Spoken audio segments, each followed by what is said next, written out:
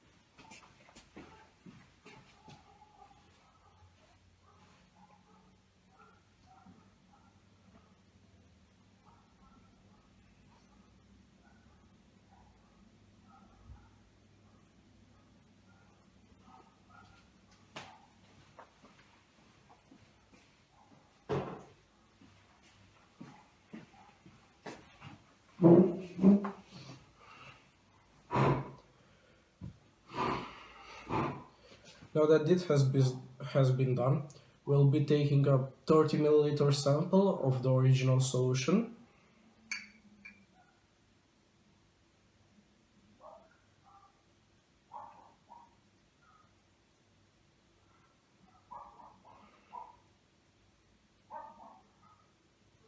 And we'll be heating the rest to see if heat does or does not affect vitamin C in tomato juice. I am now at the kitchen stove where we will be heating the tomato juice substance, the rest of it. This is 170 milliliters.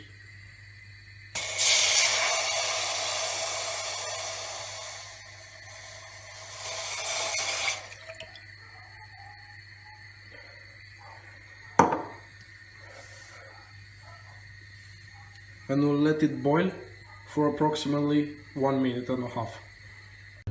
Now that the solution has boiled, we are letting it cool until it reaches the normal temperature of the untainted solution, 30 milliliter sample of the initial solution that we have taken.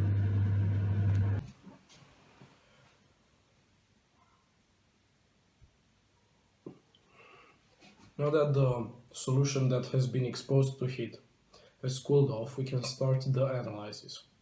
I have a 30 milliliter sample of the initial solution that has not been affected by heat.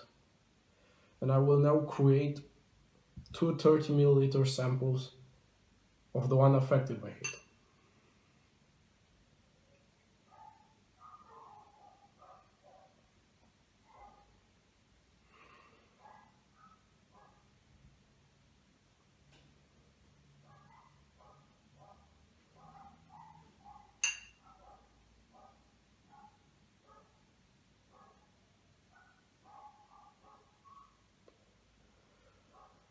The last one has been stirred so that it's brought closely to the initial one.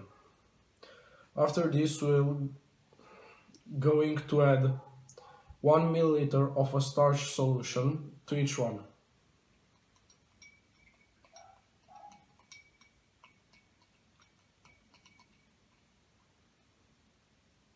This part of the spoon has 1 milliliter.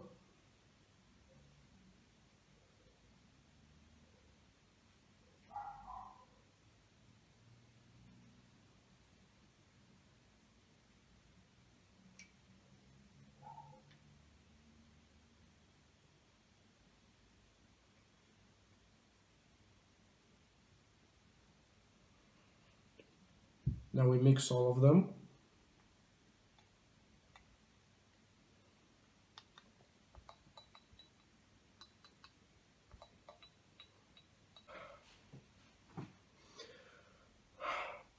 Now that the samples have been combined with starch solution, we'll see how many drops of betadine, which contains iodine tincture, will take to make each sample change color to black or blue.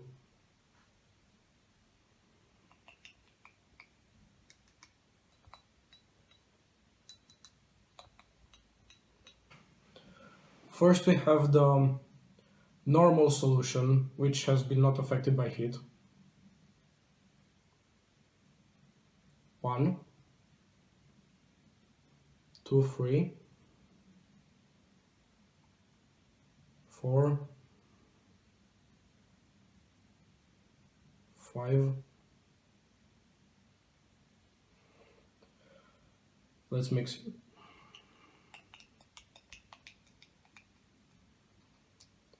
It's clearly still pink. 6, 7, 8. At 10 drops it's already beginning to darken. We'll add 10 more. 1, 2, 3, 4, 5, 6, 7, 8, 9, 10.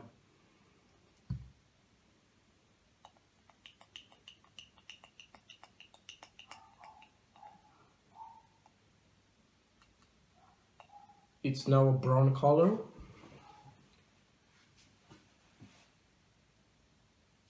Let's see how many it takes to turn it black. 1, 2, 3, 4, 5.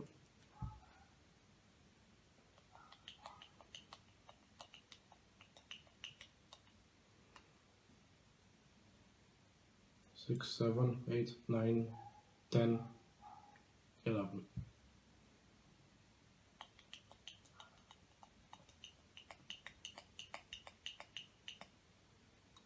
It has now turned a black color, not totally black.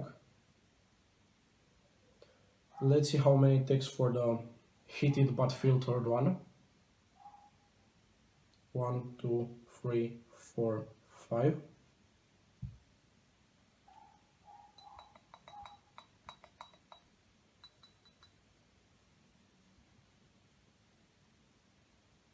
Ten, 6, 7, 8, 9, 10.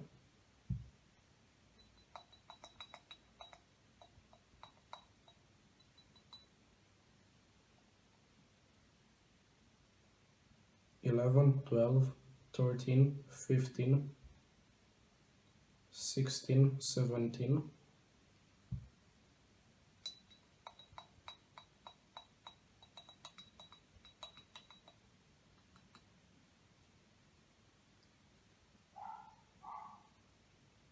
18, 19,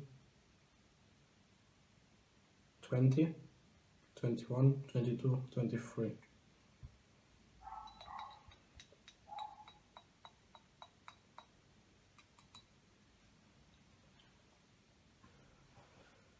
The color has only now changed. So the filtered and heated solution took 23 drops, while the normal one took 31. I think we can already see a difference between heat affected tomato juice and not fresh tomato juice. For the final test, let's test the unfiltered heated one.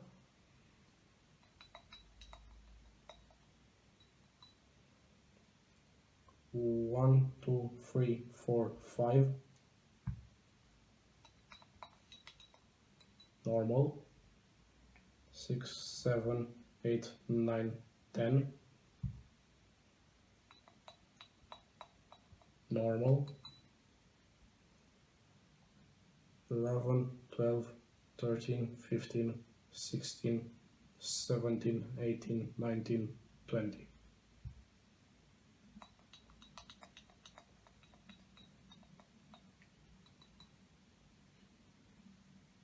It's already beginning to change. 21, 22, 23, the same as the filtered one.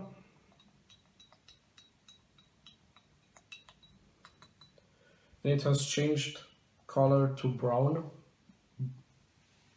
dirty brown. I think these samples show that clearly heat affects the level of vitamin C in tomato juice. Fresh clearly being the best variant if you want to drink or eat tomato juice, for it has more vitamin C.